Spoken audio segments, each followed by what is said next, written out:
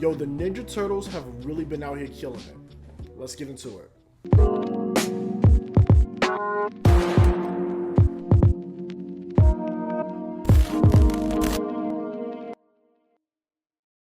So, Teenage Mutant Ninja Turtles. They've been getting a lot of love as of late. Not only did they have one of my favorite movies of 2023 with Mutant Mayhem, no, seriously, that movie was super dope.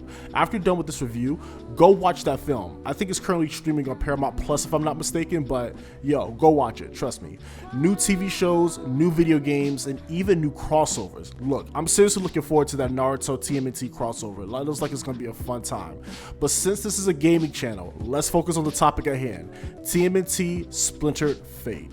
Let's get into it. So this game kind of fell on my radar while watching a Nintendo Direct, and at that time I was super into roguelikes, like games like Hades, which I can't recommend enough to you guys. That game is fantastic and very addicting, and this game was kind of giving me the same vibes. It had a build system, seemingly tough bosses, and more. So why not? But come to find out, this game was actually released on Apple Arcade way before that. But since I didn't really keep up with mobile gaming, I was unaware, but here we are. Now, the story behind this game, look, I'm gonna be real with y'all. I did not buy or play this for the story. In short, stop Shredder and his goons. Simple enough for me. But there is a one-shot comic that pretty much acts as a prequel to this game and give you some context into what's really going on. So if you're really into the lore or the storyline within the TMNT universe, there is some material out there for you to consume for that purpose, which I think is awesome. Now, in terms of the gameplay, you have 4 turtles to pick from, which all have different gameplay styles. Now, in games like Turtles in Time and Shredder's Revenge, I always tend to rock with Leo or Ralph. But for this game, and this game only, Michelangelo was actually my main and my go-to. He was the fastest. I love his multi-hit combos and just how agile he is. He is not the heaviest hitter, but in games like this, I will always prioritize speed over power, and with the right build, my man Michelangelo is dangerous and can be a beast out here.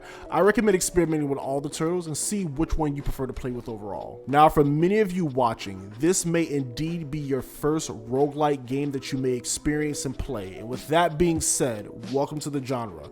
The name of the game is trying to get as far as you can without dying, and if you die, which you will a lot, use the things that you require to become stronger and your next run a little bit more easier, more efficient. The cool thing about roguelikes, everything is random and you never know what you may encounter or what special abilities you may get. And that's what keeps roguelikes so addicting. It has that one more time effect. It'll keep you hooked for hours, trust me. In this game, you have your normal foot soldiers and bots, and as you progress, you come across bosses and mini-bosses. This game can get extremely challenging, and in some cases, the enemies are extremely aggressive. I personally had the hardest time with Rocksteady and Bebop, which is essentially fighting 2 bosses at once, and they were not playing around. I also had a hard time with the fight with Kiri. I hope I'm saying that right. Quite the challenge at times, especially when she goes into her shadow mode.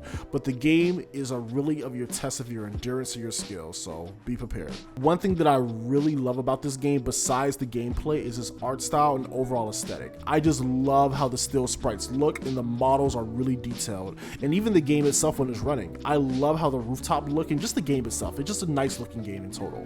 I'm playing this game on the Nintendo Switch, and I have not noticed any slowdown or any crazy performance issues during my run. And with how much is going on at one time, even during the combat, it's very impressive to see how this game performs on the Switch. Very optimized. I love it.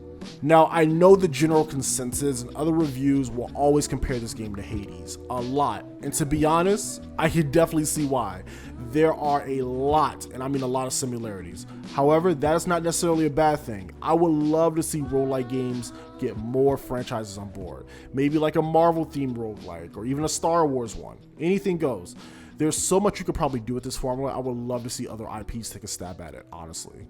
But outside of the Hades comparison, this game is a ton of fun and had me hooked for about 2 weeks straight for hours at a time, just like Hades did. So if you like TMNT, you're a fan of the franchise, and you're looking for a new challenging game to play on the Nintendo Switch, I highly recommend you give this game a go. It is extremely fun, and even if you don't have a Switch, it's on Apple Arcade, so give it a shot. Again, y'all, I apologize for the hiatus. As you see, your boy has been super busy, but yo, I appreciate you all for continuing to rock with me.